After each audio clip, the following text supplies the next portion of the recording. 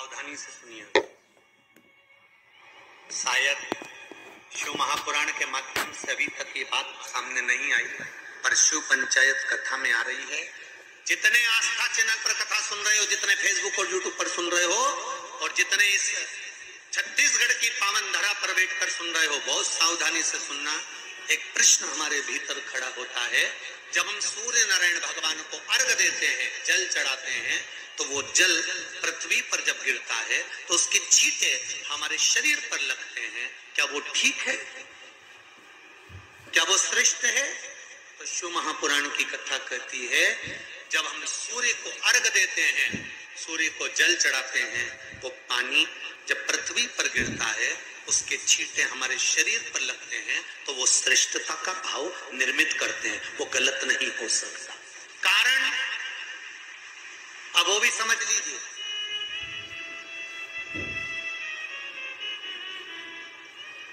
अब सूर्य नारायण भगवान को आप जल चढ़ा रहे हो, तो छींटे नहीं लगे, उसके लिए क्या स्टूल पे चढ़ के चढ़ाओगे कि कुर्सी पे चढ़ के चढ़ाओगे?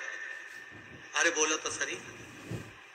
अब कई लोगों के दिमाग में यह बात भरा गई कि हम भगवान को जल चढ़ाते हैं, वो हमारे शरीर में छींटे लगते हैं, जमीन पे से पानी गिरता है, वो हमारे शरीर को छींटे लगते हैं, भगवान को अच्छा नहीं लगता होगा। कौन ने कहा? पहले तो उसको पकड़ के लड़ो।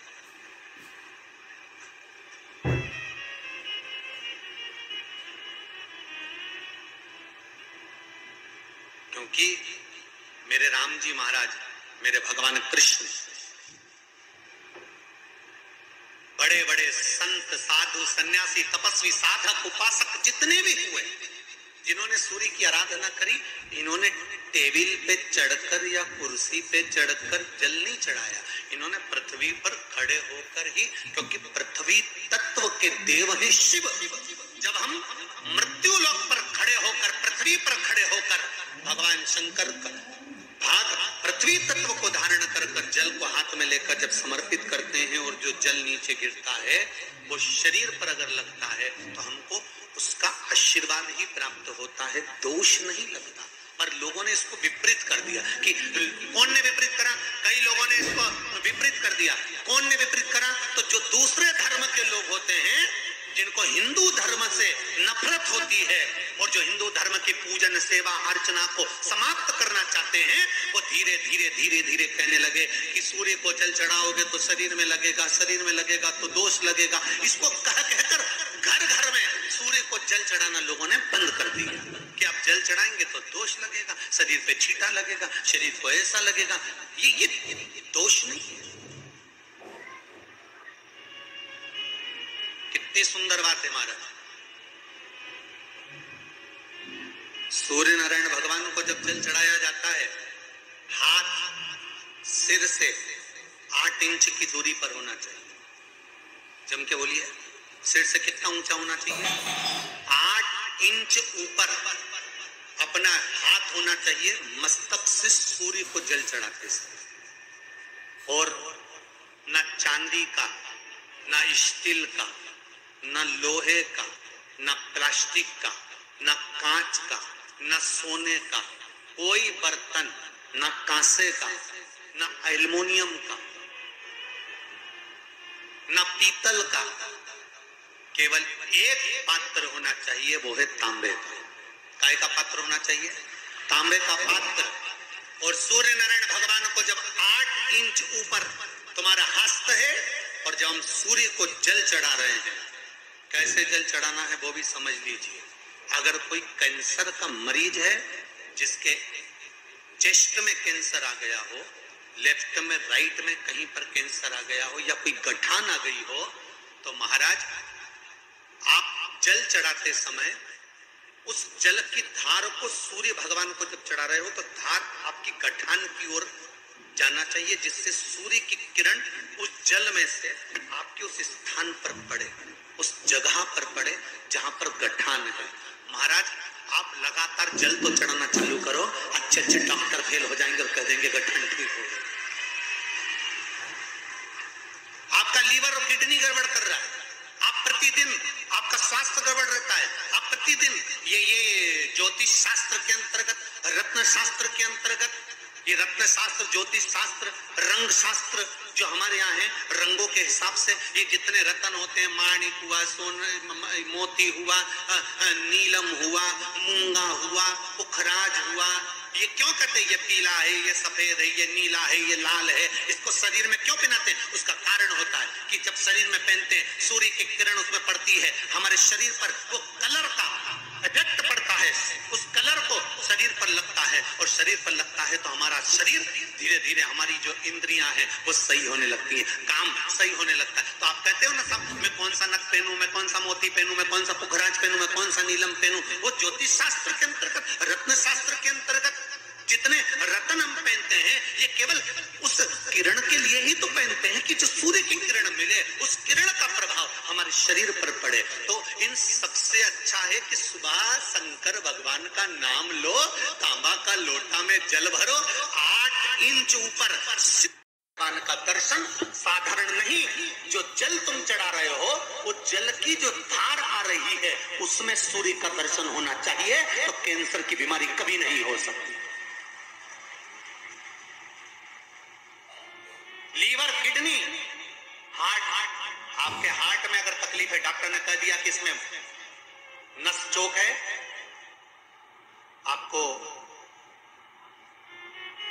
कहीं ना कहीं छल्ला डलेगा, आपको कह दिया इसमें कुछ ना कुछ प्रॉब्लम आ रही है, आप सूर्य को अर्घ देना चालू कर दो, सूर्य को जल चढ़ाना चालू कर दीजिए। आप सूर्य को जल चढ़ाओ, वो जल की जो तरंग आ रही है, वो जल जो निकल कर जा रहा है, उसकी जो किरण आपके हृदय पर, आपकी छाती पर पड़ रही है, नाड़ियों में पड़ रही है, नसों में पड़ रही है, उसका बल देखो तो शरीर 1 महीना लगातार चढ़ाओ तो 15 दिन 20 दिन कर तो देखो।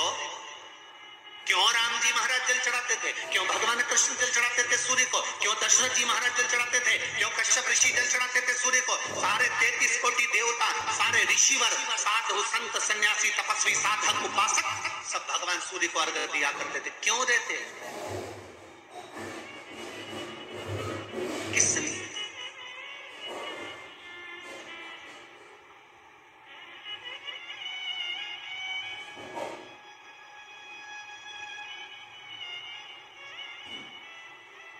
सूर्य नारायण भगवान को जल चढ़ाते समय आपके पंजों की एड़ी ऊंची नहीं होना चाहिए, ध्यान दीजिएगा।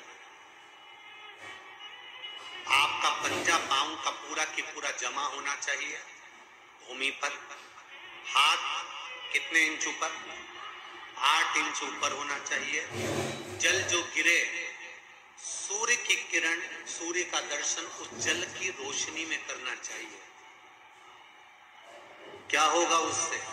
जिस बच्चे को आंख में चश्मा लगा हो, मोटे से मोटा चश्मा लगा हो, छूट नहीं रहा हो, तो थोड़े दिन उसको सूर्य का अर्घ चढ़वाना चालू कर दो और जल में से सूर्य का दर्शन कराना चालू कर दो। सूर्य का दर्शन जल में। 2 महीना 2.5 महीना बहुत है, आंख की रोशनी बढ़ जाएगी, चश्मा हट जाएगा। आप कर देखिए। अब एक प्रश्न और खड़ा होता सूर्य को अर्घ देने। गुरुजी, पंचदेव पंचायत में सूर्य नारायण भगवान शंकर की पंचायत में हैं। सूर्य नारायण को हम फ्लैट में रहते हैं, हम फ्लैट के अंदर रहते हैं, तो हम फ्लैट में रहते हैं, हमारे यहाँ अगर छज्जा नहीं है, हमारे यहाँ जगह नहीं है, तो हम सूर्य को अर्घ कैसे दें? तो महाराज खिड़की तो होगी, अगर घर में फ्लैट में पानी डुलेगा और आप लोग नहीं समेट सकते तो एक बाल्टी रख लो, एक पात्र रख लो, और सूर्य नारायण भगवान को अर्घ देकर रोशनी शरीर पर पड़ना चाहिए। जिंदगी में कभी कोई बड़ी बीमारी नहीं आ सकती। कितने लोग देते हैं सूर्य को अर्घ? जरा हाथ उठाओ। बहुत बढ़िया, बहुत जोरदार। पुरुष लोग भी देते हैं ना, चाहे बच्चे से बच्चा, बच्चों के हाथ में भी 1 लोटा पानी पकड़ाओ।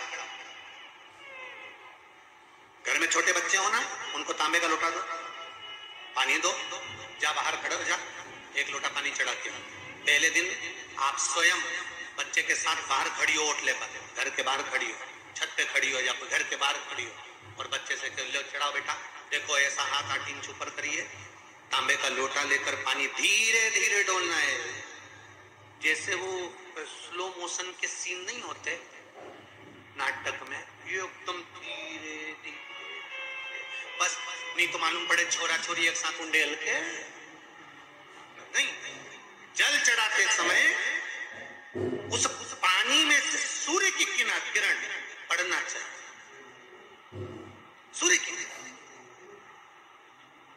एक बात और कहना चाहूंगा, अगर आप लोग स्वीकार करेंगे तो, अगर कहीं आपको लगता हो कि बच्चा पढ़ने में कमजोर है, विद्या में कमजोर है, रिजल्ट अच्छा नहीं आ रहा, पढ़ने में कमजोर है, वो पढ़े अपनी जगह पढ़े, वो कार्य करे अपनी जगह करे, मेहनत करे अपनी जगह करे। बच्चों को कह दो कि कुछ समय के लिए सूर्य को अर्घ देना चालू कर। सूर्य की किरण जहां पर ब्राह्मण या हिंदू धर्म का व्यक्ति मस्तक पर तिलक लगाता है, भुकुटियों के बीच में उस सूर्य की किरण इस भुकुटी के बीच पड़ना चाहिए, परंतु पानी कम से कम ना करते हुए स्लो मोशन में धीरे धीरे गिरना चाहिए, एकदम धीरे धीरे। तो यहाँ एक रेखा सूर्य की किरण से पड़ती है,